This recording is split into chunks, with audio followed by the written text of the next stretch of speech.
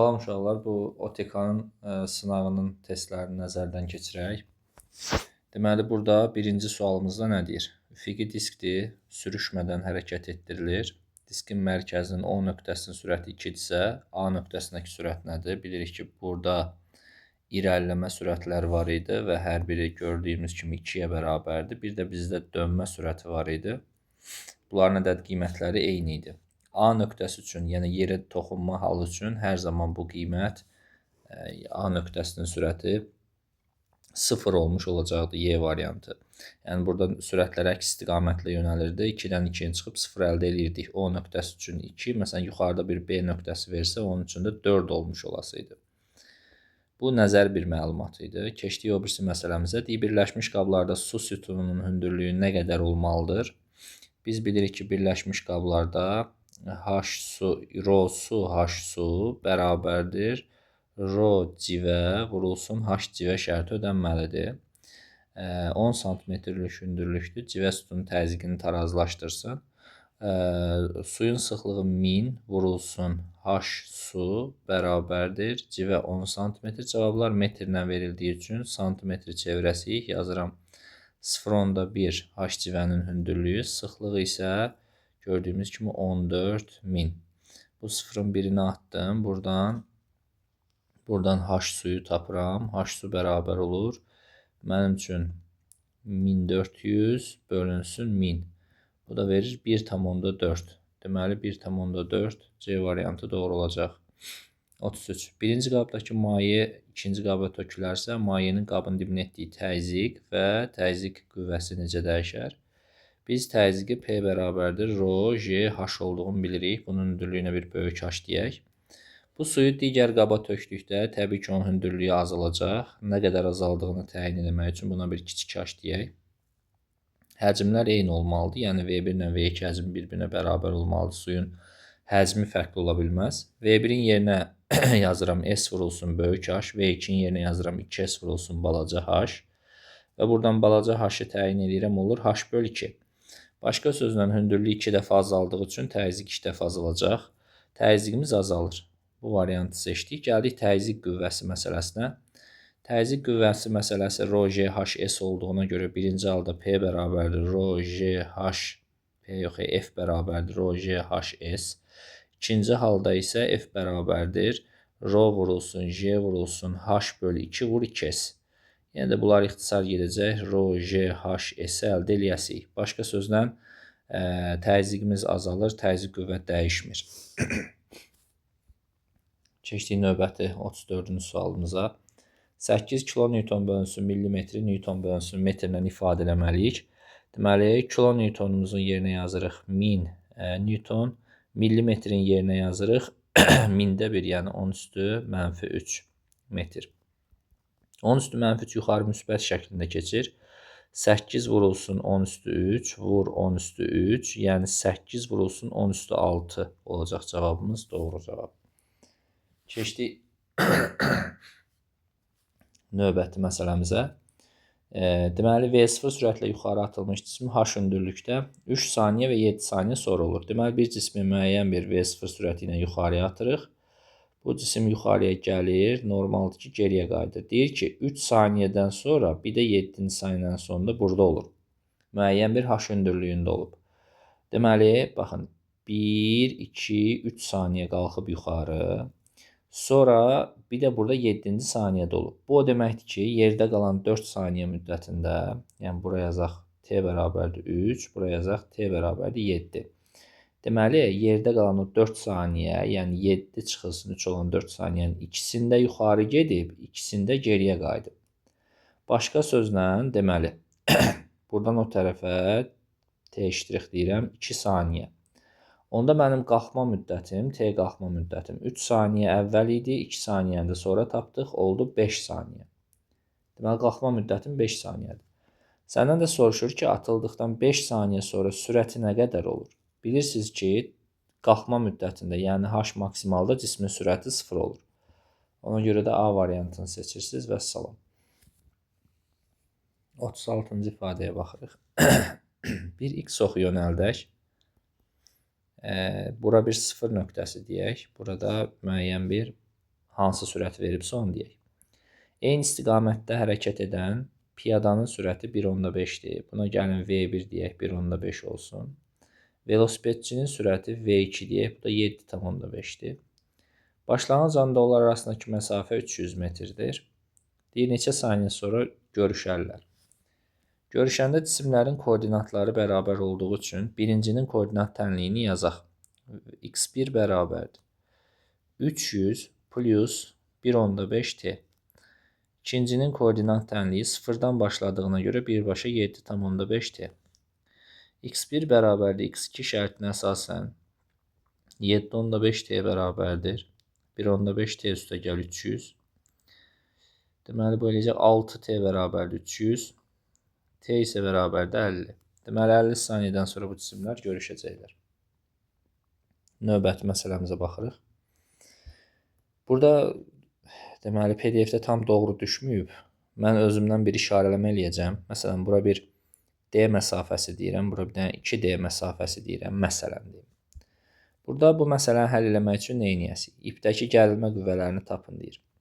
Gəlin bu yük asılan hissəyə diqqətlə baxaq, həm də çubuğun çəkisi də nəzərə alınmır. Yük asılan yerə gəlin bir dayaq qoyaq. Onda yazıram T1 vurulsun öz qolu bərabərdir T2 vurulsun öz qolu. Qolları ixtisar eləyirəm və buradan T1 vur 2 bərabərdir T2 şərtini əldə eləyirəm. Əlavə olaraq mən belə bir məsələni də bilirəm ki, əgər bir sistem tarazlıqdadırsa, onu yuxarı hansı qüvvələr çəkirsə, aşağıda eyni qədər qüvvə çəkməlidir. Yəni, 120 bərabərdir T1 plus T2 şərti ödənməlidir. Yuxarıda isə T2-nin 2T1 olduğunu bilirəm. 120 bərabərdir T1 üstə gəl 2T1, 120 bərabərdir 3T1, deməli T1 bərabərdir 40. Deməli, T1-ə 40 Newton aldımsa, avtomatik T2 də bərabərdir 2T1 olduğu üçün 80 Newton. Cavabım T1 40, T2 80 Newton alındı. Keçdik öbürsü məsələyə. Cismin atıldığı andan 4 saniyə sonra potensial enerjisi nə qədər olar? Baxın, bax, cisim atıldığı andakı kinetik enerjisi, Y kinetikin maksimal qiyməti 60 olub. Bu elə mənim tam enerjimdir. Tam enerji yenə də 60-dır. 4 saniyə sonra potensial enerji nə qədər olub deyirsə, gördüyümüz kimi 4 saniyə sonra cisim yenə atıldığı yerə gəlib çatır. Cismin potensial enerjisi 2 saniyə araşdıraq, sonra 4 saniyə araşdıraq. 2 saniyədən sonra cismin gördüyümüz kimi kinetik enerjisi 0 olur. Potensial enerjisi öz maksimal qiymətini, başqa sözlə 60-ı, yəni tam enerjisini əldə eləmiş olur. Amma 4-cü saniyənin sonunda yenidən kinetik enerji 60 joulə bərabər, kilojoulə bərabər olur. Potensial enerjimiz isə 0 olur. 4-cü saniyədən sonra cisim atıldığı yerdədir. Şəkil formatında göstərsək, bax, cismi müəyyən bir V0 sürətini atıram. Bu atılan anda cismin kinetik enerjisi 60 olur.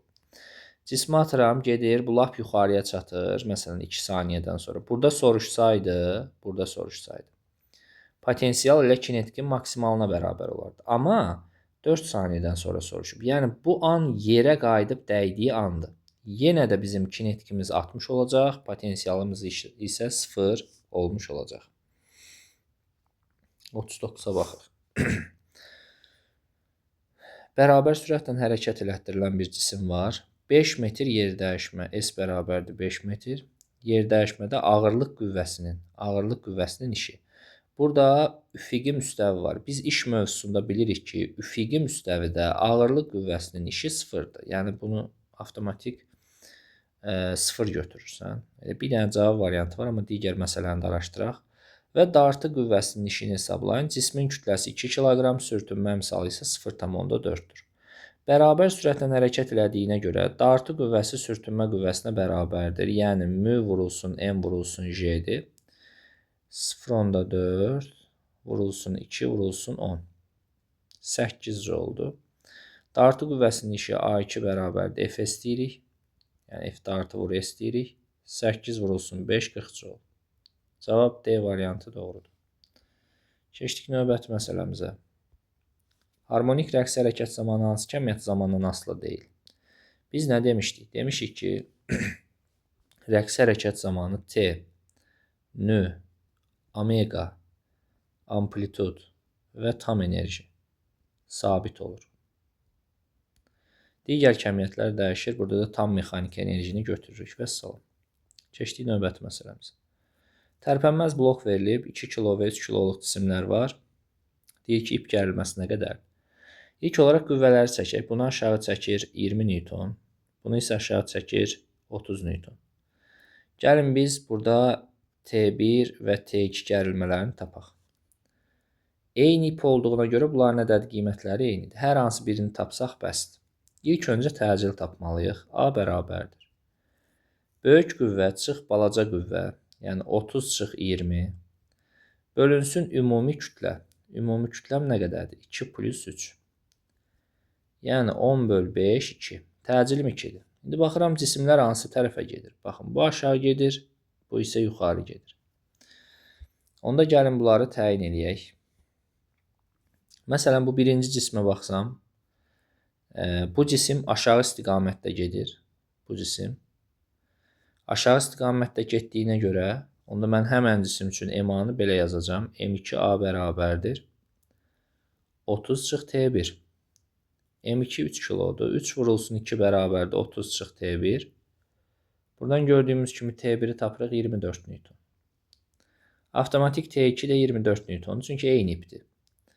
İndi bu da 24, bu da 24.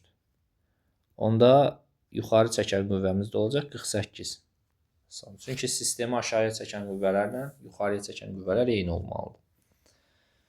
Keçdik 42-ci ifadəyə. 6 metr hündürlükdən sərbəst düşən cismi yerə dayananda kinetik enerjisi 540 joule olmuşdur. Cismə təsirli ağırlıq qüvvəsini hesablayın. Yerə dayanandakı kinetik enerji hündürlük 0 olduğuna görə yazıram ki, yerə dayananda H bərabərdir 0-dırsa, onda potensial enerji 0-dır. Onda tam enerji olur kinetikin maksimum qiymətinə. Yəni, bunu da şərtdə verib 540 joule. Deməli, tam enerji 540-dır. İndi səndən soruşur ki, bu 6 metrlikdən, 6 metr hündürlükdən düşür. Deməli, böyük H 6 metr olanda mənim tam enerjim potensialın maksimumuna bərabər olur. Potensialın maksimumuna. Yəni 540 joule. Çünki lap yuxarı nöqtədə hündürlük 6 metr olanda və sərbəst düşürdüsə əgər, bu başlanğıc sürəti yox idi. Başlanğıc sürəti olmayanda burada kinetik olmur və tam enerjimiz potensialı maksimal olur. Tam enerjini yerinə yazıram. MGH bərabərdir 540. MG vurulsun 6 bərabərdir 540. Və buradan tapıram MG bərabərdir 54-ü də bölürəm 6-ya. 90. Deməli 90 Newton.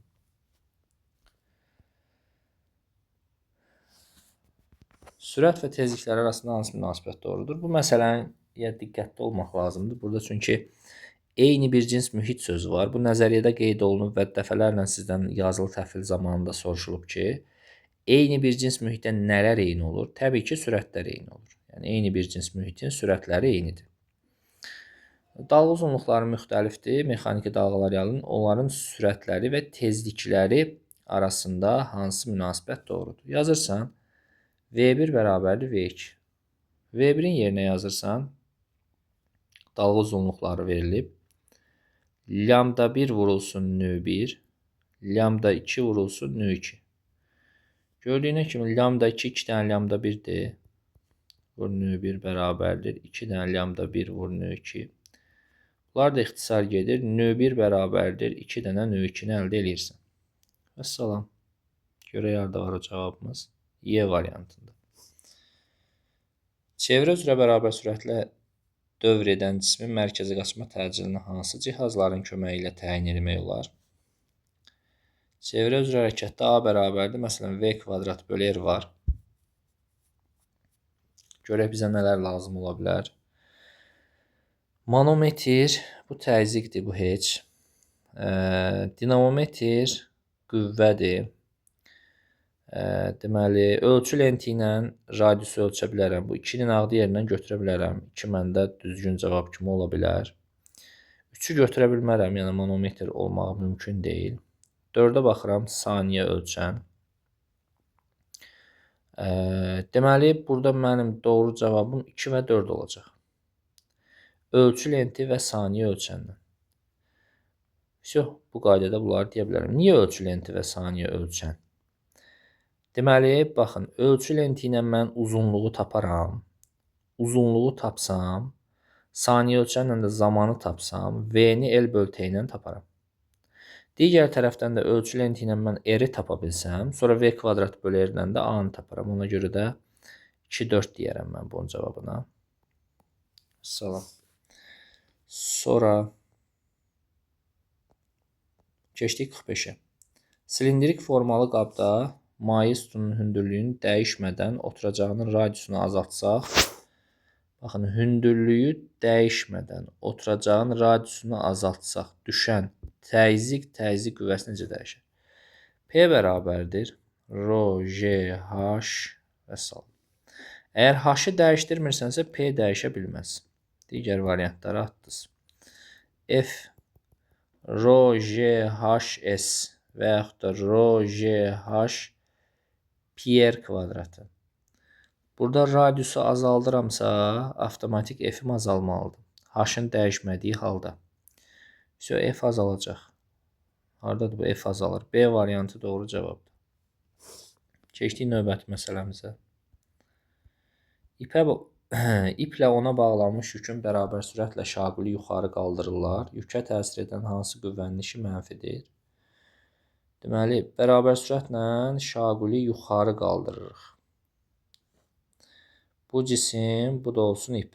Yuxarı dartıb qaldırıram. V bərabərdir konstant şərtində. Bu bunun MG-si. Bu da bunun yer dəyişməsi. Deməli, ağırlıq qüvvəsinin işi mənfidir. Çünki qüvvə aşağı, yer dəyişmə yuxarı 1. İpin gərilmə qüvvəsinin işi müsbətdir. Çünki qüvvə yuxarı, yer dəyişmə yuxarı. Bunu götürmürük. Havanın müqavimət qüvvəsi hərəkətin əksinə yönəlir və müqavimət qüvvəsinin işi həmişə mənfi olur. Onsuz da bunu birbaşa götürürük. Əvəzləyici qüvvənin işi 0-dır. Çünki bərabər sürətlə qalxır. Bunu da götürmürük. Mənfi olanlar 1 və 3. Cavab Y variantı. İçərisində su olan vedrə yuxarı yönəlmiş təcillə qaldırılır. Suyun daxilindəki cismə təsir edən Arximed qüvvəsinin təcildən asılılığı. F Arximed bərabərdir rho maye V batan vurulsun J. İçərisində J olan bütün deməli düsturlarda təcilli hərəkət bu düstura təsir edir. İndi burada deyir ki, yuxarı yönəlmiş təcillə gedir. Onda F Arximed bərabərdir rho maye V batan J plus A şərt ödənəcək. Onda müəyyən qiymətdən başlayacaq və artacaq. Gəldik bura.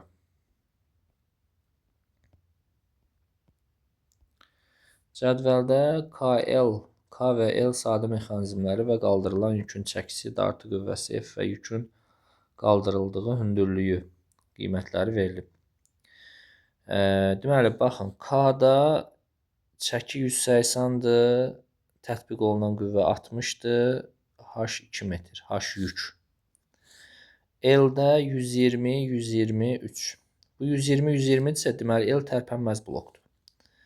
Tərpənməz bloku yazırıq elə. Biri yazdıq bura. Sonra. Tərpənməz blokdursa, qüvvədə qazanc vermir. 3-ü yazırıq bura. 1, 3. Deməli, biz ikinci üçün 1 ilə 3-ü hələ ki yaza bilərik. Birinci, bu da üçüncü olsun. Sonra. Gəldik növbəti məsələmiz. Nəyi götürə bilərik? Burada deməli, sadə mexanizm K 180 newtonluq bir qüvvə, tətbiq elədiyimiz qüvvə 60 newtondur. Burada sürtünmə nəzərə alınmır sözü var. Sürtünmə nəzərə alınmır məsələsində hündürlüyü, yükün qaldırıldığı hündürlükdən söhbət gedir. Əgər tərpənən blokdan söhbət gedirdisə, tərpənən blok olsun. Yükün çəkisi 180-dırsa əgər, 180 və sürtünmə nəzərə alınmırsa, F olmalıdır 90 newton. Deməli, bu K cismi tərpənən blok deyil. Burada digər bir sistem var, mail müstəvi. Deməli, K cismi bizim üçün mail müstəvidir. Onda 1-ə yazırıq 2. Sonra yazıb qüvvədədir 3 dəfə qazanc verir. Təbii ki, qüvvədə 3 dəfə qazanc verəcək. Çünki gördüyümüz kimi mail müstəvidə cismi qaldırmışıq və çəkisi 180 olan cismi 60 ilə qaldırmışıq. Bu 3 dəfə qazandığımızın sübutudur. Yazdıq 4-ü bura. Sonra qüvvədə qazanc vermir, bu heç. Görülən faydalı iş 360 jouldur və işdə qazanc vermir. İşdə qazanc vermir, birbaşa yazırsan sən 6 üçün, bu getdi. İndi görülən faydalı işə baxırıq. Niyə 6 üçün yazdıq işdə qazanc yoxdur? Çünki heç bir sadə mexanizm işdə qazanc vermir. Görülən faydalı iş 360 jouldur, ona baxaq. Bizim faydalı işimiz bütün hallarda mj vurulsun h qədərdir. H yük qədərdir. MJ-miz də P vurulsun H yük qədər, yəni çəkisi vurulsun hündürlük.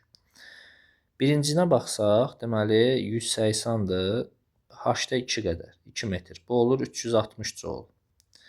Bu birinci üçün. A faydalını, yəni K cismi üçün. Gəlin L cismi üçün hesablayaq. 120 vurulsun 3 metr. Bu da eləyir yenə 360 joule. Ona görə bunda biz ortaya yaza bilərik. 5-i də ortaya yazırıq. 2, 4, 1, 3, 5, 6, B variantı doğru cavabdır. Keçdik öbürsü məsələyə. Durğun suda sürəti 6-dır. Bu elə qayğının öz sürətidir. 6. Axını istiqamətində hərəkət eləyir. Sahilə görə sürət 8-dir. Bilirik ki, V bərabərdir axın istiqamətdə qayıq plus çaydır. Onda V çaya 2 çıxır. V çay bərabərdir 2-dir. Axının əksi istiqamətində hərəkət zamanı sürət nə qədər olar? Qayıq çıxılsın çay, yəni 4 olar. Cavab B variantı. Əksinə gedəndə çıxırdıq. İpdən asılmış harmonik rəqs edir, deyir. Cismin harmonik rəqs edir. Hansı halda onun rəqs periodu artar? Deməli, biz ilk öncə nəyə baxırıq? Riyazi rəqqasın perioduna baxırıq. Görək riyazi rəqqasın periodu necə idi?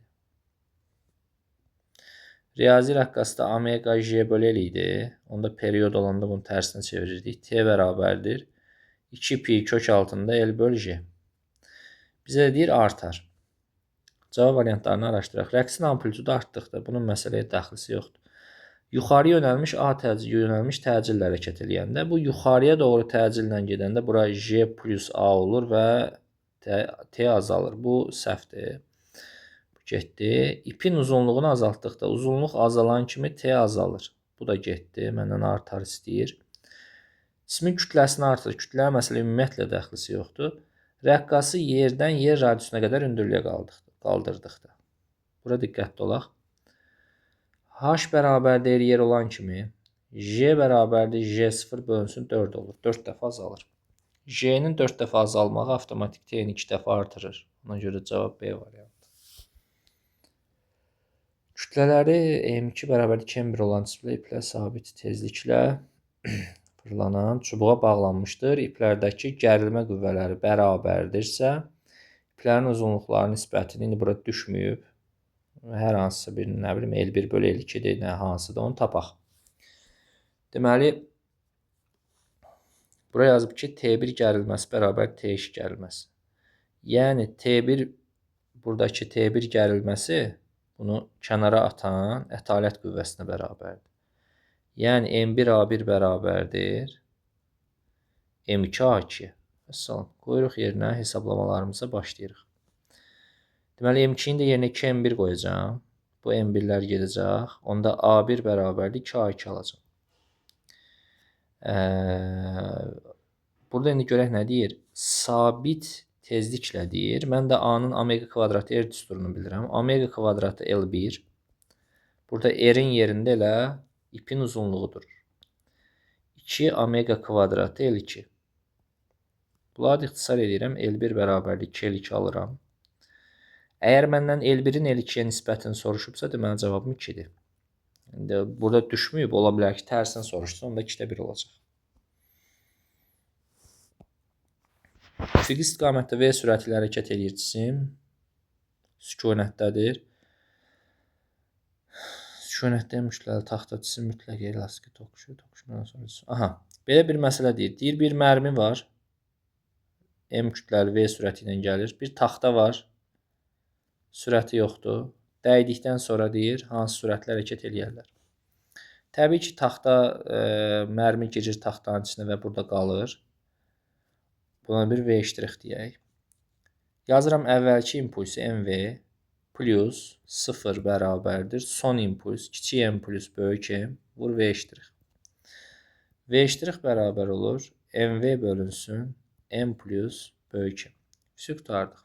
Bu formada biz toqquşmadan sonraki impulsu təyin edə bilərik. İmpuls nə? Sürəti. Keçdik o birisi məsələmizə. Üfüqi istiqamətdə bərabər sürətlə hərəkət edən avtomobildə yük 4 tarım bağlanmış iplə bərkidilmişdir. Avtomobil tormozlanarsa, iplərdəki gərilmə qüvvəsi üçün hansı ifadələrdə olur? Avtomobil tormozlananda təcil yönəlir bu tərəfə. Və biz deyirdik ki, ətalət qüvvəsi təcillə eyni istiqamətlidir. Deməli, bu cismə bu tərəf sol tərəfə doğru ətalət qüvvəsi təsir edir. Onda T2-dəki gərilmə artır, T1-dəki gərilmə azalır. Bunlar bu 4-dür deyəsən. T4-dəki azalır, T1 ilə T5-ə məsələnin dəxlisi yoxdur. Deməli, cisim sola doğru ətalət qüvvəsinin təsiri ilə hərəkət eləməyə çalışanda avtomatik T2 artacaq. T2 artacaq, T4 azalacaq. Sonra T1 ilə T5 dəyişməyəcək. Bu indekslərini düzgün görə bilmirəm. Hansı, hara yazılıb, neçə yazılıb. Bunu konkret indekslərini PDF-də yaxşı düşmüyor. Bir dənə silim, yenidən baxım görüm hara nə rəqəm yazılıb. Deməli, bu formada. Aha. Təkrar bir də indekslərə baxmağa çalışaq. Deməli, tormozlananda bizim ətalət qüvvəmiz təcilin əksinə çəkməliydik. Ətalət qüvvəmiz təcilin əksinə yönəlir. İstiqamətini düz qeyd eləmədik. Deməli, biz belə düşünək də, burada bir cisim düşünək, burada bir adam düşünək. Bu V sürətini hərəkət eləyir. Tormozu basanda biz hara hərəkət eləyirik? Təcil sol tərəfədirsə, biz sağa doğru, qabağa doğru hərəkət alırıq. Ətalət qüvvəmiz sağadır.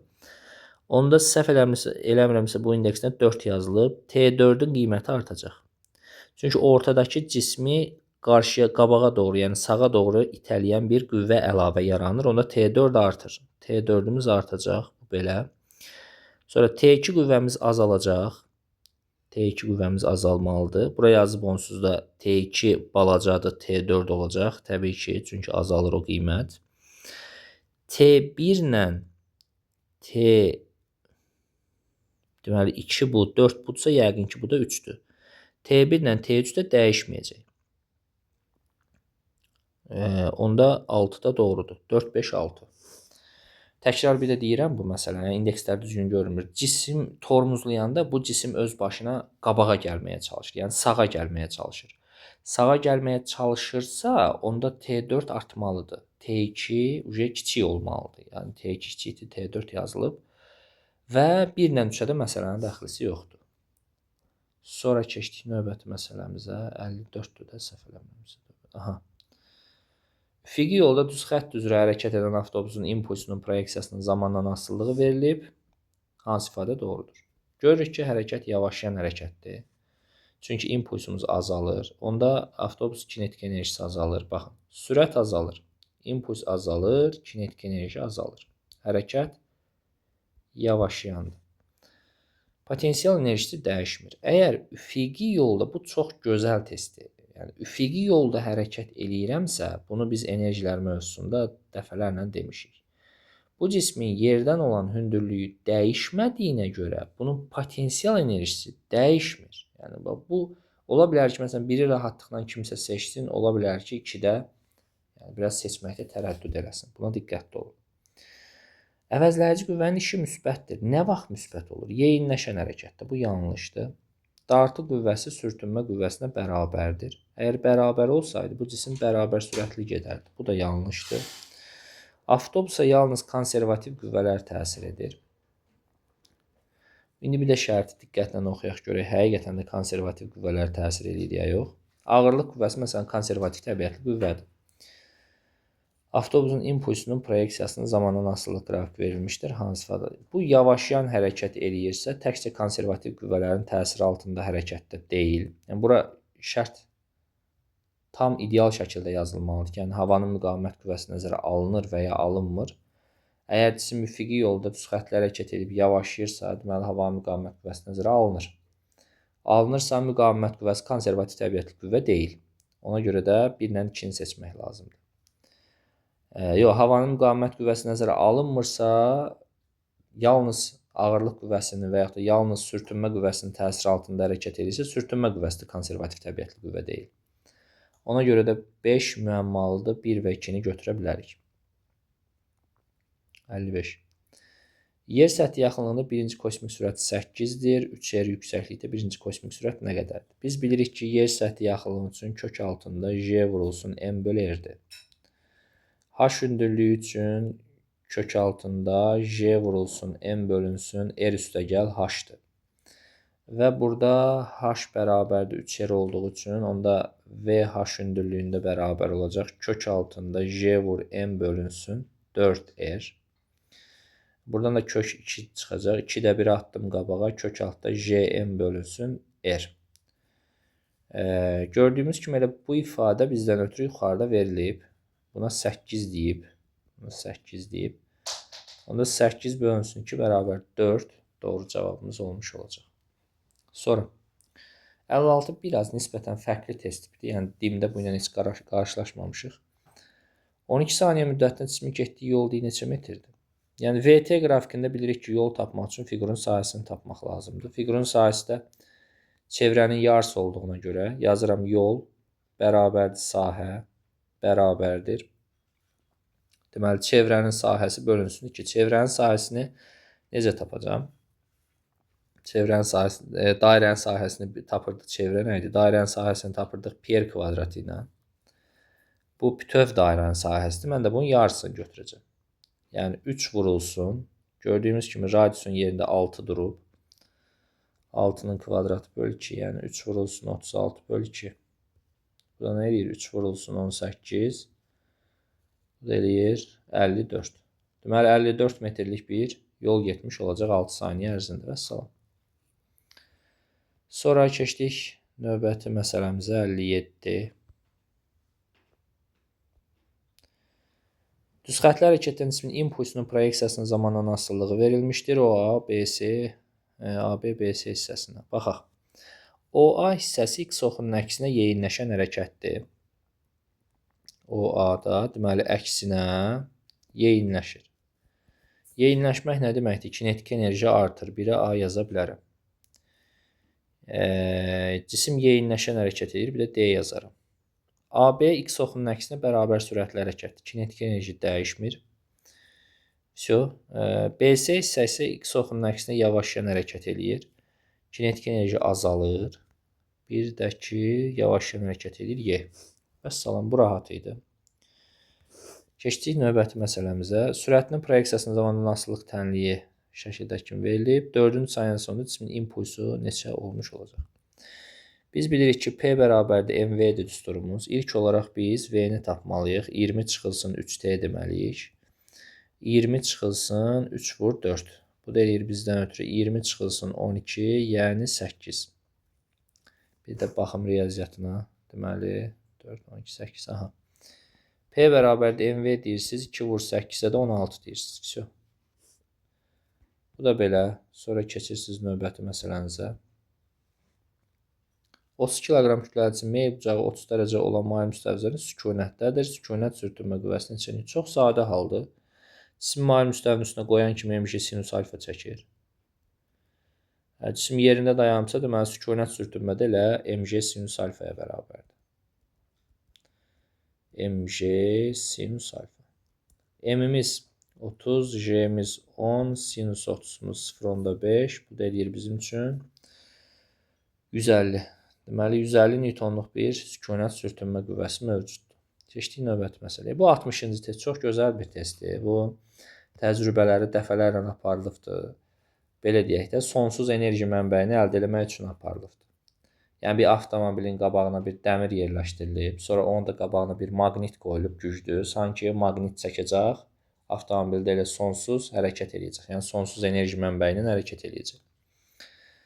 Burada bu məsələnin mümkün olmadığı, yəni mümkün deyil bu hərəkət, niyəsinə baxırıq. Bu deməli maqnitlə dəmir qarşılıqlı təsirdədir. Yəni bu qüvvələr ədəd qiymətcə eynidir Newtonun 3-cü qanununa görə. Yəni F1 qüvvəsi ilə F2 qüvvəsi eyni şeydir. F1-in də yerinə M1A1, F2-in də yerinə M2A2 yaza bilərsiniz bu şəkildə. Və burada görürsünüz ki, bu cismin kütləsi, yəni bunun M1-i, bu maqnitin kütləsindən, yəni M2-sindən çox-çox böyükdür. Yəni böyük olmasa sistem o vəziyyətdə dayana bilməz. M1 kütləsi M2-dən çoxdursa, deməli A1 təcili A2-dən az olmalıdır. Məsələ ondan ibarətdir ki, A1 təcilinin özü yoxdur. Səbəb odur ki, A1 təcili olmağından ötürü birinci növbədə, yəni maqnitin hərəkət eləməyi lazımdır. Bu maqnit hərəkət eləməsə, arxasıca bu cismi gətirə bilməz. A2 təcili mövcud olmasa, A1 təcili mövcud ola bilməz. Və bunlar bir-birindən asılıdır deyə, ilk olaraq maqnitin kütləsi ilə cismin kütləsi arasında çox böyük fərq olmalıdır. Yəni belə deyək, maqnitin kütləsi cisimdən çox böyük olmalıdır və bir-birinə bağlı olmamalıdırlar. Yəni ayrı-ayrı cisimlərdə olmalıdırlar. Ayrı-ayrı hissələrdə olmasalar, yəni bu bağlı hissə qəti şəkildə imkan vermir ki, bu maqnit bu cismi hərəkət elətdirsin. Mümkün deyil bu hərəkətin mövcud olmağı. Deməli, kürəciyi cəzb edir. Araba hərəkət edərmi? Araba hərəkət etmir. Arabanın hərəkət etməməyinin səbəbi Newtonun 3-cü qanununa görə təsir əks təsirə bərabərdir. Və bu təsir əks təsir qüvvələri müxtəlif cisimlərdə olmalıdır ki, təcil yaransın. Bir misal göstərim. Məsələn, yer, bir də ay. Bunlar qarşılıqlı təsirdədirlər. F1, F2. Ay yerin ətrafında hərəkət eləyir. Səbəbi ondan ibarətdir ki, yerin kütləsi ayın kütləsindən çoxdur, yəni və onu çəkib hərəkət elətdirə bilir. Burada əgər yerlə ay bir-birinə bağlı olsaydı, verilən misala uyğun deyirəm, fərz edirik. Burada hərəkət mümkün ola bilməzdi, bu vəziyyətdə qalasıydı. Yəni, ayrı-ayrı cisimlərə tətbiq olunduqda təcil əldə eləmək mümkündür. Bu verilən halda təcil əldə eləmək mümkün deyil, yəni hərəkət əldə eləmək mümkün deyil. Hərəkət yoxdur. Belə, bitdi bu məsələmiz.